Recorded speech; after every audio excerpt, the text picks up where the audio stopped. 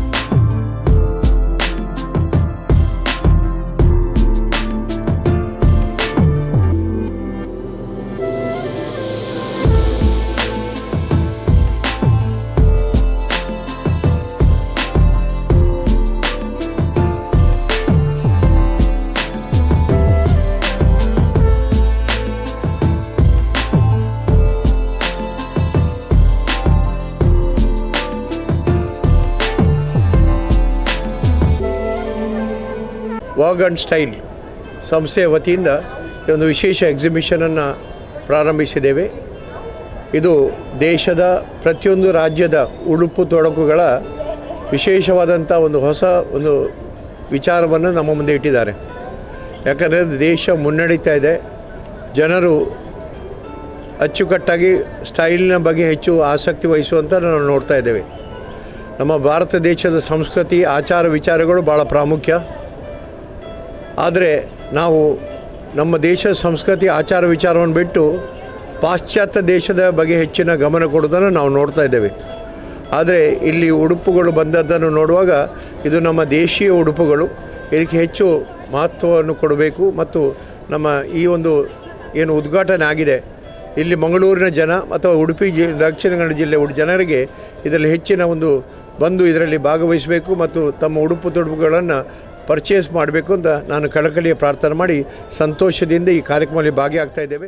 ರವಿ ಅವರ walk and style exhibition ಮುಖಾಂತರ ಈ ನಮ್ಮ ಮಂಗಳೂರಲ್ಲಿ TMFI ಕನ್ವೆನ್ಷನ್ ಸೆಂಟರಲ್ಲಿ 60 ಸ್ಟಾಲ್ಸ್ ಇರುವಂಥ ಎಕ್ಸ್ಪೋವನ್ನು ಆಯೋಜನೆ ಮಾಡಿದ್ದಾರೆ. ರವಿ ಅವರು ಬಹಳ ಒಳ್ಳೆಯದಾಗಿ ಇವತ್ತು ಇಲ್ಲಿ ಇನಾಗ್ರೇಷನ್ ಆಗಿದೆ.